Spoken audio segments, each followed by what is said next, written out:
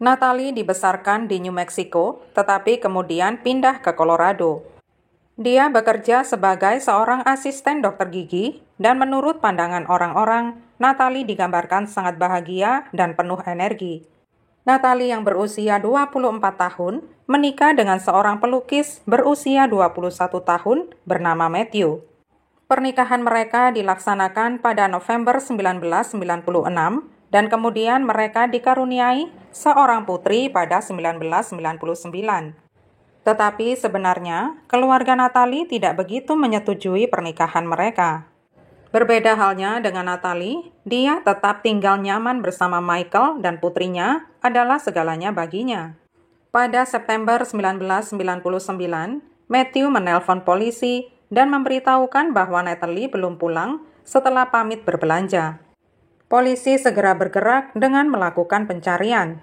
Pada malam harinya, polisi mendapati mobil Natalie terbengkalai tanpa penumpang di sebuah tempat parkir toko kelontong.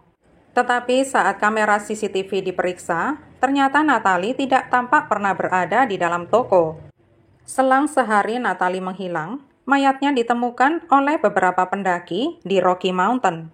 Kematian Natalie dikategorikan brutal sekaligus sadis.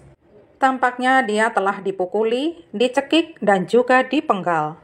Ada sepotong kayu pecah yang tergeletak di sebelah mayatnya.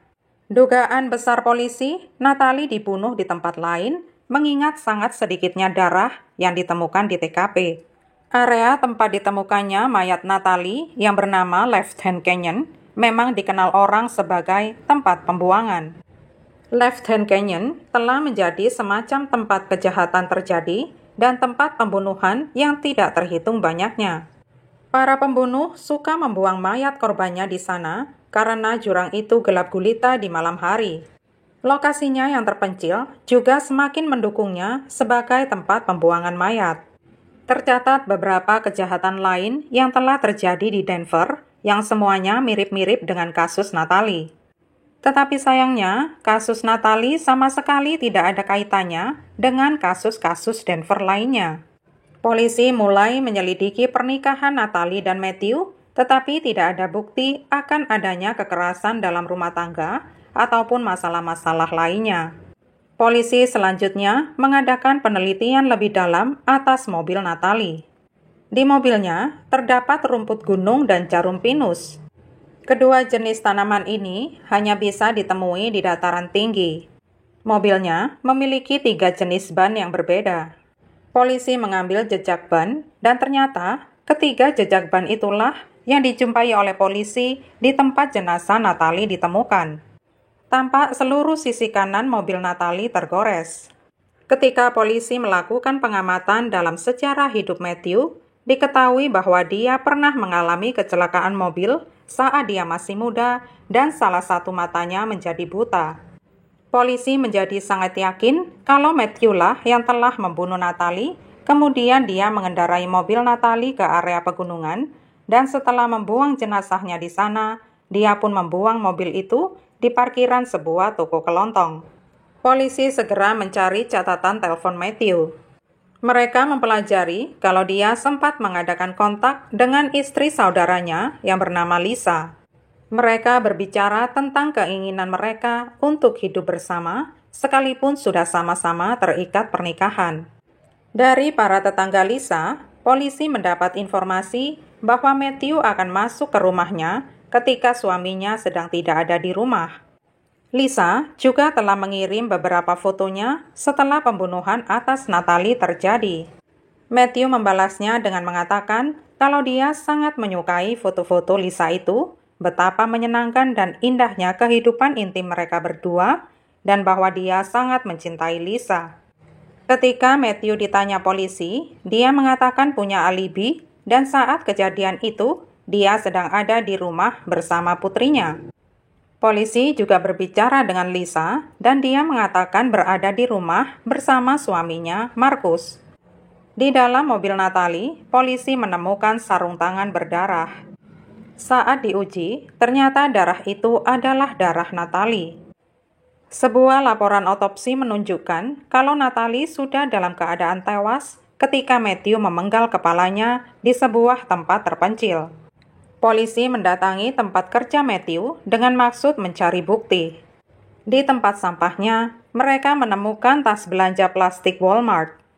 Di dalam tas belanjaan itu, polisi menemukan sebuah kotak yang isinya sepasang sarung tangan yang jenisnya sama persis dengan yang ditemukan di dalam mobil Natalie. Laboratorium forensik kriminal menggunakan lem super yang dipanaskan terlebih dahulu untuk mengambil sidik jari pada kantong belanja. Hasilnya positif sidik jari Matthew. Bukti-bukti semakin bertambah untuk dipakai melawan Matthew.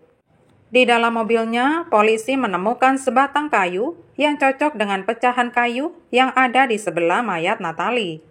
Biro Investigasi Colorado bahkan bisa menyatukan kembali serpihan-serpihan kayu tersebut. Sekalipun sudah banyak bukti melawannya, tetapi Matthew bersikeras bahwa dia tidak terlibat apapun dalam kematian istrinya.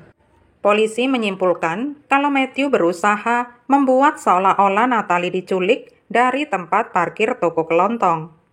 Polisi memperhatikan gerak-gerik Matthew selama interview dan tampak dia sering memainkan plester luka di jarinya. Dia mengalami luka di tangan antara ibu jari dan telunjuknya. Menurut Matthew, dia acap kali menggunakan pisau tajam saat bekerja, jadi mengalami goresan adalah hal biasa. Pada sarung tangan yang ditemukan di TKP, polisi mendapati lubang yang sama yang sesuai dengan luka di tangan Matthew. Hasil pemeriksaan menunjukkan DNA yang ditemukan di luar sarung tangan adalah milik Natalie, sedangkan DNA di dalam sarung tangan adalah milik Matthew. Polisi menduga bahwa Matthew menghentikan pekerjaannya sejenak, kemudian membujuk Natalie keluar dari mobil, kemudian memukul kepalanya dulu, baru setelah itu mencekiknya. Polisi mendapat informasi Matthew telah mencoba mencairkan polis asuransi jiwa Natalie senilai $1 juta tepat sebelum Natalie meninggal. Perusahaan asuransi memberitahu Matthew bahwa dia belum bisa mencairkan semuanya, dan kalau mau, dia bisa mendapat $250.000 terlebih dahulu. Matthew menerima syarat itu, dan tanggal jatuh tempo pencairan adalah 3 hari setelah pembunuhan Natalie. Matthew Mirabal ditangkap dan didakwa melakukan pembunuhan. Diyakini bahwa motif Matthew sampai menghendaki kematian istrinya sendiri adalah dia bisa memulai hidup baru bersama Lisa. Selain itu, juga demi mendapatkan uang asuransi jiwa yang nilainya tidak sedikit. Namun, Lisa ternyata bukan satu-satunya wanita yang diselingkuhi Matthew. Matthew pernah juga menjalin hubungan asmara dengan seorang wanita yang bernama Janet. Terbukti saat Matthew berada di dalam penjara, Janet menyuratinya. Polisi juga menemukan kantong popok di dalam mobil Natalie, jadi mereka meyakini bahwa putri Natalie yang masih berusia 4 bulan ada di dalam mobil saat Matthew membunuhnya. Pengacara yang membela Matthew mengatakan Natalie adalah korban pembajakan mobil yang kejam. Sementara, pihak keluarga Matthew mencurigai kalau pihak petugas hukum bersekongkol untuk melawan Matthew. Matthew dihukum atas pembunuhan tingkat pertama dan dijatuhi hukuman penjara seumur hidup.